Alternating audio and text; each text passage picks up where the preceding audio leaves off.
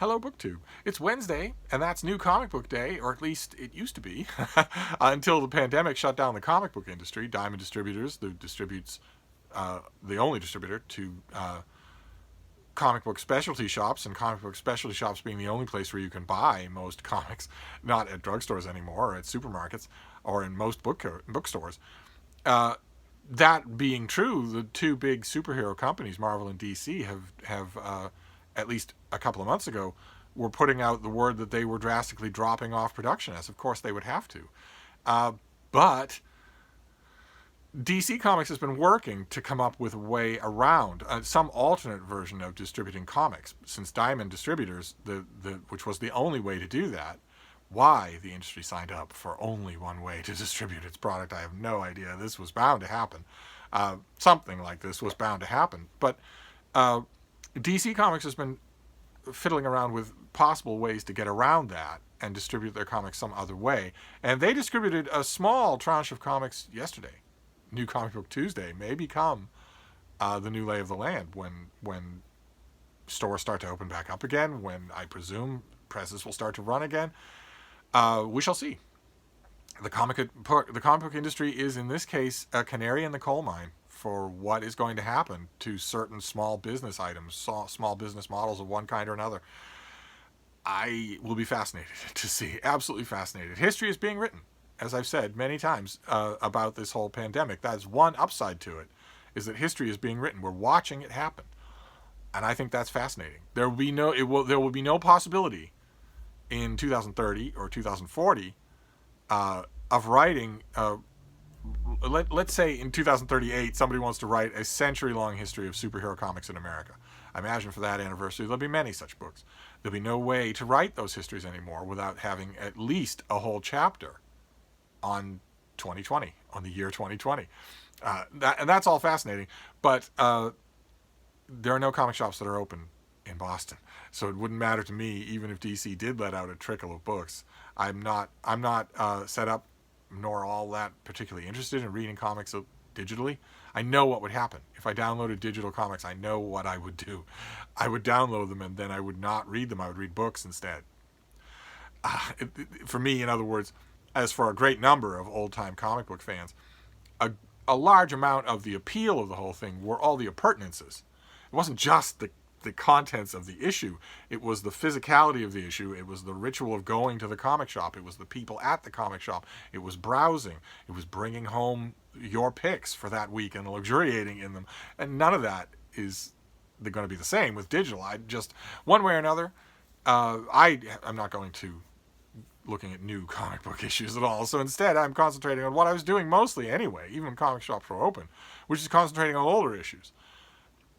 Graphic novels, collected volumes, big hardcover omnibus volumes, reprints of stuff from decades ago that I know I love and that I just don't have. I have the individual issues and I'm wearing them out. I'm wearing them to powder.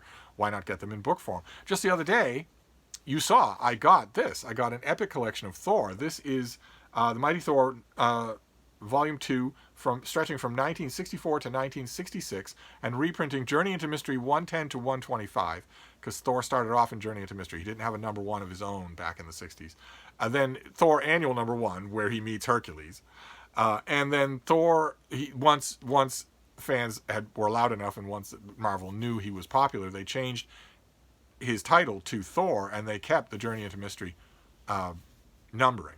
So when Thor went over to his own comic, he didn't get a number 1 even then. He started out at number 126. And it's number 126 to 130. And I got this the other day. I want these epic collections are color paperback reprints that are much more convenient for just reading on your belly in bed than a big, heavy hardcover. And I got this the other day, and I have, of course, been worshipfully going through it. Once again, I will say I have no idea why this is the cover. In this collection, Thor, that is a much better front cover. Why not do that? In this collection, Thor not only fights Hercules, but he fights the Hulk. Why you're not using that I don't get at all. If you're Marvel Comics and you're in the reprint division and you know you've got an epic collection of this Thor volume coming out, why not increase its collectability with an original cover? I understand you're doing this to cut down on the prices, but you could get somebody to do an original cover of Thor versus the Hulk for very little money. I would think. Anyway, one thing I noticed when I was going through these volumes is the comparatively poor reprint quality. The reprint colors here are garishly bad. Lots and lots of white. Look at all the white there. That even in the original issues, things aren't that bad. And of course, I think that way about these issues. Reprint Thor back in the 1960s when he was in Journey into Mystery and then had his own book, had a short 5-6 page backup feature called Tales of Asgard. We've talked about it on this channel, and there was recently I could almost reach it from here. There was recently a Tales of Asgard reprint collected volume, just them, where the colors were lovingly redone, just lovingly, beautifully redone. And I don't know why this Thor Epic Collection didn't use those color plates instead of these. Why not just retire these?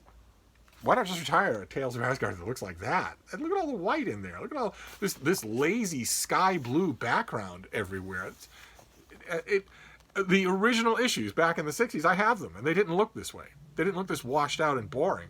And certainly the new revamped version, recolorized, remastered versions for that Tales of Asgard version look much better than this. Why not do that for these? Why not use them? And, of course, that raises the natural question, if you're going to do that, then why not recolor all of these things? Why not lovingly recolor all of these back? Because you can do it for Tales of Asgard, you can do it for anything. And I was thinking that as I was paging through here. But another thing I was thinking of was the trouble that we have with Thor as a superhero character. I've mentioned it a few times, and I've written about it at great length elsewhere, which is that he is both a brightly colored superhero and the Norse god of thunder. So what are you going to do with that? If you give him only otherworldly adventures, then he's never connected with Stan Lee's beloved New York City. He's never connected with quote-unquote, the world outside your window. That was important to Stan Lee. He wanted his heroes to be fighting crime in the here and now, not Doctor Strange off in another dimension, not Thor over in Asgard fighting giants and trolls and whatnot. He wanted there to be a kind of a mix. And that template has been followed ever since with uneven results. You can see it in these issues as they're collected. Stan Lee is introducing normal mortal supervillains to Thor and then trying to up the ante, constantly trying to make those supervillains more formidable, because it looks a little ridiculous. Because it looks, he introduces, the collection starts off with Thor fighting a villain duo called the Cobra and Mr. Hyde, who can be beaten by Daredevil, for Pete's sake. But here they are fighting Thor. And almost, I mean, they never really seriously inconvenience him, but still, it's a whole issue of him going through the motions of fighting Mr. Hyde and Cobra. So I got a little bit testy about that, and I decided to consult the greatest book ever written in the history of man. Not just comic book related, but anything related. I am, of course, referring to the official handbook of the Marvel Universe, the deluxe edition. And for this volume, I already know these things because I know this backwards and forwards, but just to confirm, I went to the correct volume for Mr. Hyde. Let's find him. There is Mr. Hyde. His real name is Calvin Szabo, and he is a former medical research assistant and now professional criminal. This was a thing that Marvel did 30 years ago, where they give you an itemized breakdown of everything about every character in very specific detail, the kind of thing DC Comics would never do, because their characters maintain, mostly, their classic characters maintain an aura of mythological stature. So you wouldn't quantify how much Superman can lift. But in the Marvel handbook, the handbook of the Marvel Universe, they do. The editors did come together. It was very neatly done. They decided to treat past issues of comic books as documentary evidence. So they didn't go by the creator of the character or by what they thought. Instead, they went through back issues, every appearance of that character, and decided that the things that they had seen that character do were the things that character could do. And the deluxe edition of the Marvel Handbook, the official handbook of the Marvel Universe, lists the strength level of each character before it lists their other ancillary superpowers. And for Mr. Hyde, we have Mr. Hyde possesses superhuman strength, enabling him to lift, that is, press, approximately 50 tons under optimal conditions. We never actually see Mr. Hyde lift anything like that much, but optimally, that is how strong he is. Now, if we turn to the appropriate page for Thor, because he's in this volume as well. These were collected. These are those essential volumes that I was talking about, black and white collection, so you don't get the color artwork in here. And I've just been waiting for Marvel to do a big handbook that is deluxe in color, reprinting these. And when they did the original version, not the deluxe version. And the deluxe version is just plain better. So anyway, when we get to Thor, of course, before we get to all of his other superhuman powers, we get to his strength level. Thor possesses class 100 strength, enabling him to lift, press, over 100 tons. So he can certainly lift 100 tons and more. We don't know how much more. So he is at least twice as strong as Mr. Hyde. The Cobra is just extra flexible. He's a normal man who's extra flexible. You could give him an atom bomb and he couldn't hurt Thor. But Mr. Hyde certainly cannot fight Thor. Think about what it's like. If you're a grown virgin male in your mid-30s with a neckbeard, in other words, a normal comic book fan, imagine fighting someone who has one half your strength. So imagine you're on your couch playing video games and the last Cool Ranch Dorito chip is wanted by your young 7-year-old nephew. And it's going to be a fight because you don't like anything more. He might be your nephew, but some connections run deeper than that, and Cool Ranch Dorito chips are one of them. Your 7-year-old male nephew is not going to have a chance against you if you're twice as strong as he is. It's not going to be a fight. It's going to be a disciplinary action. So that bugged me. That went on for a whole issue. And then Thor fights the Grey Gargoyle, who has the ability to turn anything he touches to stone. That's a little bit more challenging. Although Thor has energy abilities. He has a mystical hammer. He can call down lightning bolts. He doesn't have to touch this guy to beat him. It takes him a whole issue to realize that. Then he fights the Absorbing Man in the Absorbing Man's initial appearance, his introduction. And then he fights the Absorbing Man again. The Absorbing Man was a fan was a favorite with fans, so he came back and Thor fought him again. And that fight, that second fight, Jack Kirby artwork, Vince Colletta inking, was pretty good.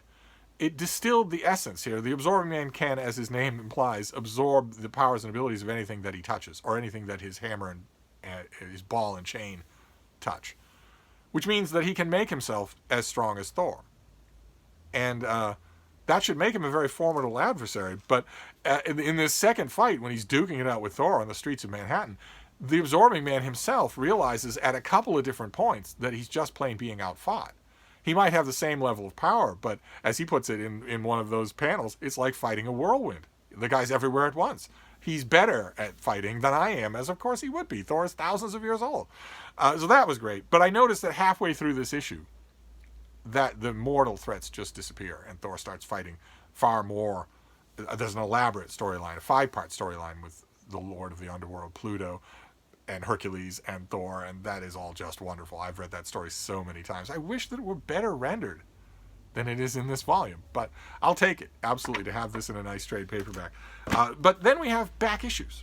We'll do some back issues on this. These comic book videos are long anyway, and this is one instance where I don't so much mind, because I know that only comic book fans are watching.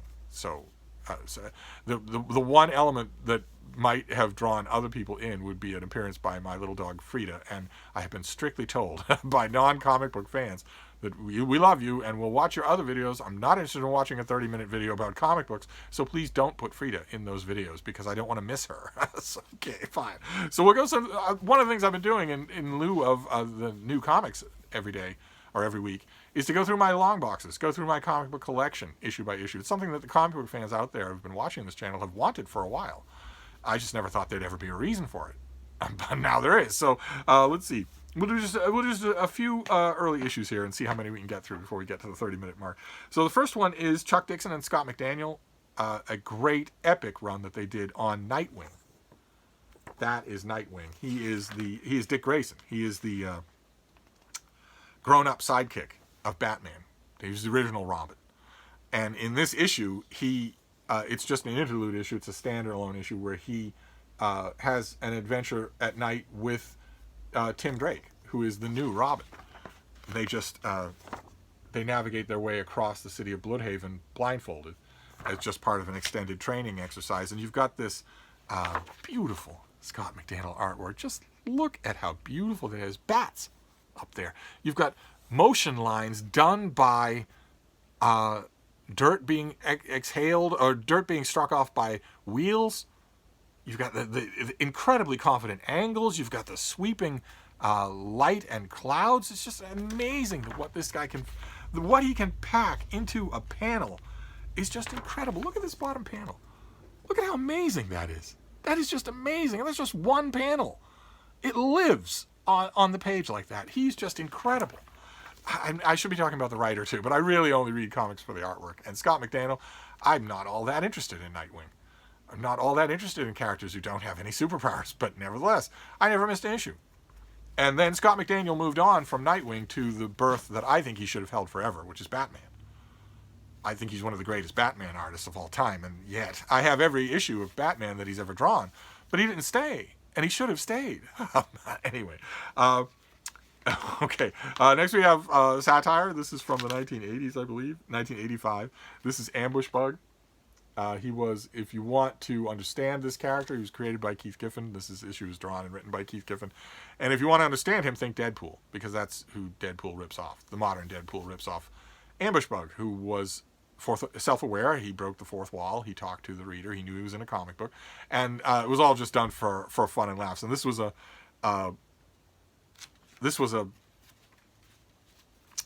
4-issue miniseries that he had, and at the end of every panel of the miniseries, Keith Giffen knew that he wanted to goose sales. So at the last panel of every issue was a sudden appearance by Darkseid. I have all 4 of these issues somewhere. I don't know that I have them all in this pile, but one of my favorite of those was this one issue of this miniseries. Ambush Bug is at a McDonald's or a Burger King or whatever, and he's in line. He's talking to somebody else, and then when it comes his time to get up to the register, it's Darkseid. And he's got the Darkseid has the paper cap on, and he's saying, "You want fries with that?" He's like, ah!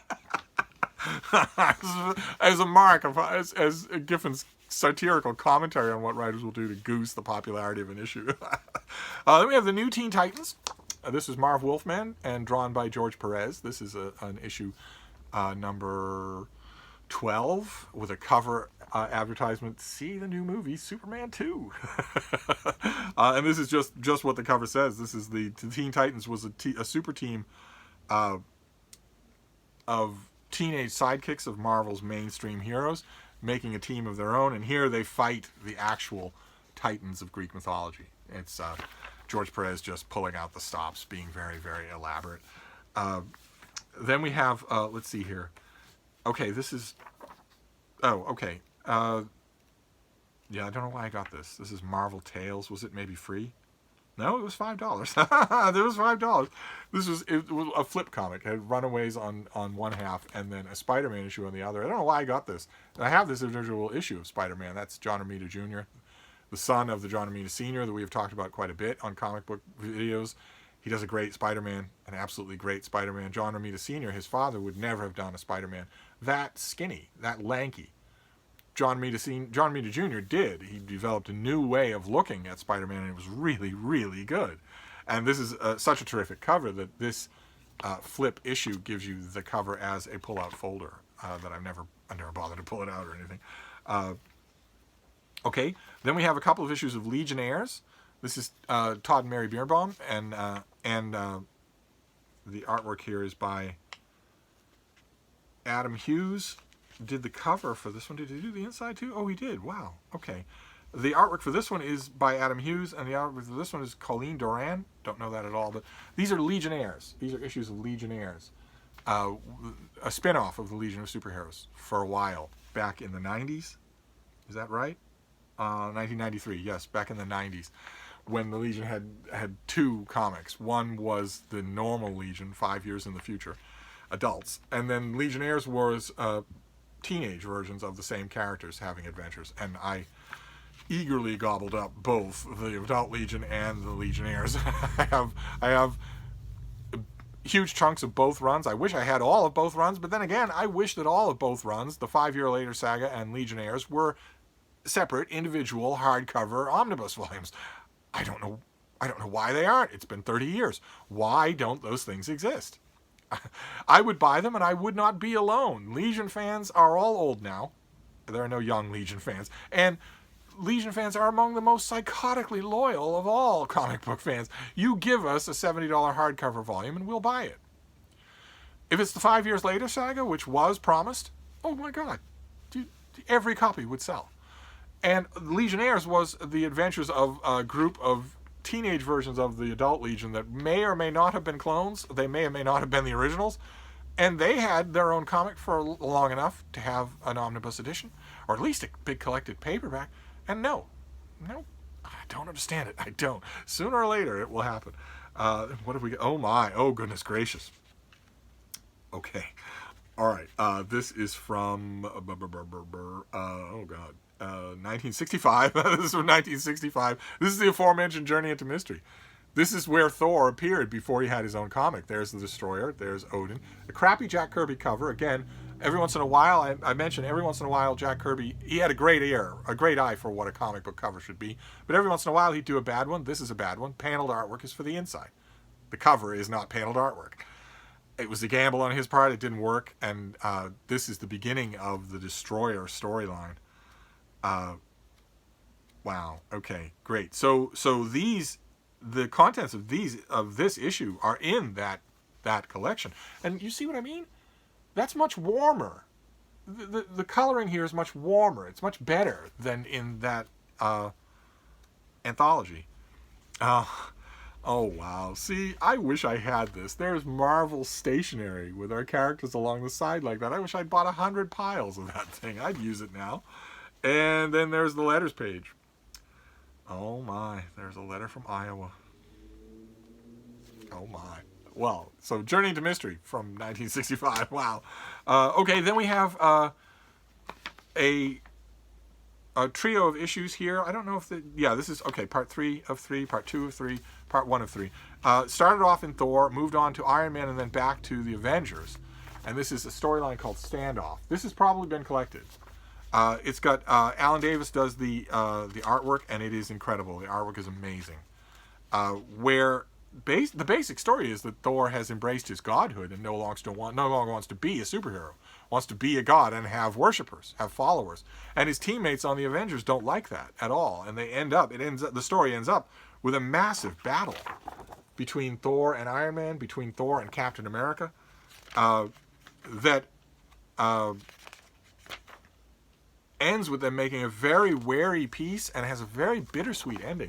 There's Thor on his throne in Asgard, looking at something. He throws it down on the ground and it breaks, and what it is a picture of him in happier days with his Avengers teammates.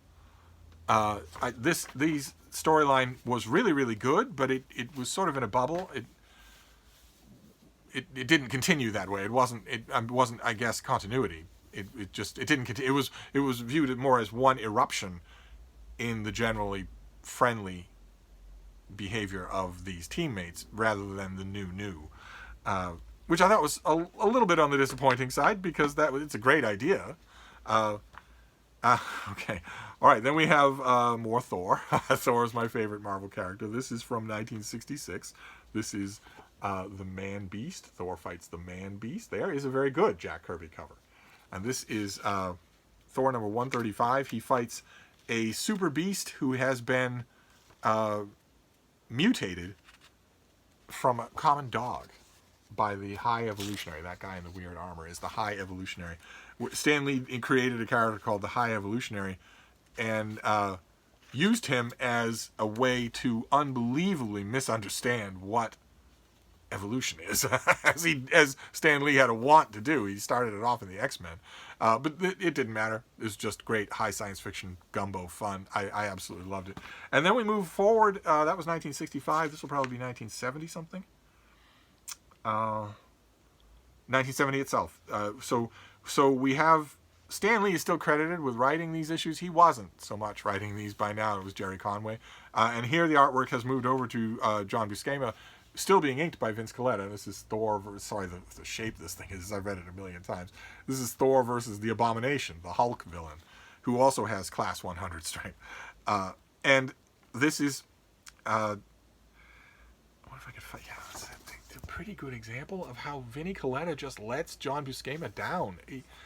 he's inking at this early stage in John Buscema's run on Thor. He's still being inked to sort of simulate Kirby, which I guess is understandable because Kirby was so popular with the fans. But it's not the right kind of inking for Buscema, which is why you can see it looks completely different on the cover. This cover is inked by Joe Sinnott, who does a much better job with. I mean, look at that! Oh God, look at that! Oh. Joe Sinnott and other inkers, Tom Palmer, for instance, do a much better job at accentuating Buscema's differences from Kirby.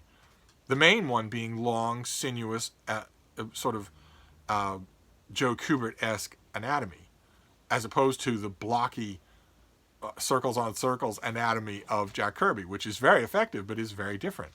And Vinnie Coletta had been inking Jack Kirby for 20 years, so he should have left the book when Kirby did, is my point. But this is still a really good issue. I must have it collected somewhere. I'm sure that I do. Okay, this next one is also a feast of artwork. Who drew this? Jerry Conway wrote this. But the artist is Jose Luis Garcia Lopez, who I've mentioned before is a terrific comic book artist. A little bit too meticulous and too slow to have a long run on anything. He had a long run on a few different things, one of which was Micronauts. The old toy line had a great comic book series, and he drew the whole thing and was the whole big first 12 issue arc before it went on from there. He drew some of that. Mike Golden drew some of that. That's probably lost in copyright hell. But what I wouldn't give for a volume of the Micronauts collected, because believe it or not, it was really, really good. I was as surprised as anybody that anybody could turn a stupid children's toy line into good science fiction. But it did happen. It really did happen. And the way that I can testify to that is if you find some of those early issues, you will find letters from me writing in saying, boy, oh boy, I was not expecting this to be good. And here it is, really good. But anyway, Jose Luis Garcia Lopez occasionally did guest stars on DC Presents, which was a team-up book that DC did where Superman would team up with some new character every month. This is DC Presents number 17, where he teams up with Firestorm, a relatively new DC hero at the time, who has element transposing powers. And as you can tell from the cover, a supervillain temporarily gets sway over Superman's mind so that in classic team-up book format, the two heroes can first fight and then team up. And one of the things that I really liked about this issue, in addition to Jose Luis Garcia Lopez's absolutely fantastic artwork, is that Firestorm doesn't have a chance. and Jerry Conway is very clear about that. That this is not Stan Lee's world, where Stan Lee used to say, you know, any hero can have a bad day, any hero can have a great day. I don't want to tell any kid that their hero is just plain second rate to some other kid's hero. That started to go away as more realism crept into superhero comics. Jerry Conway, for instance, had no truck with it. Roy Thomas had no truck with it whatsoever. In their estimation of these characters, might is simply measurable, like in the handbook of the Marvel Universe, and there's no way that Firestorm can beat Superman. There's no way that anyone can beat Superman. And I like that's reflected in the issue, and because it's reflected there, it's made so that it doesn't matter. And then we have Superboy. This is from the 1990s, I feel sure that it is. 1995. This is Superboy. This is one of the Superboys that I've shown you. That is the clone Superboy from the reign of the Superman, from the Death of Superman storyline, where he is a teenage clone, an imperfect clone. He doesn't have Kryptonian powers. He has other kinds of powers. And the DC decided to give him his own book, and it was really good. It was written by Carl Kessel, and it was drawn by Tom Grummett. And Tom Grummett's artwork is just great all throughout the first run of these. In fact, I ought to see if this whole first run of Superboy has been collected somewhere. That'd be a volume that I would love to have. And in this issue, he fights the character there that's mysterious on the cover is actually a Daxamite. Mon-El. Basically, Mon-El. He fights Mon-El, and of course, there's no contest there. If this Superboy is... That's another thing that I really liked, is that DC Comics writers made sure to underscore the fact that Superboy is not going to be defined as being all-powerful like Superman. He can be beaten. He's a mid-range superhero in terms of power level. That was a lot of fun. Okay, then we move on to 1978 to 1978. This is written by Chris Claremont. It is drawn by John Byrne, and therefore it is intensely collectible, because Chris Claremont and John Byrne would later go on to do the X-Men in a title-defining run on that book.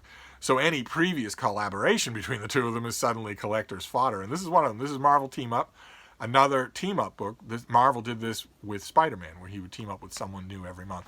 And this is Marvel Team Up number 75, starring Marvel's TV sensation.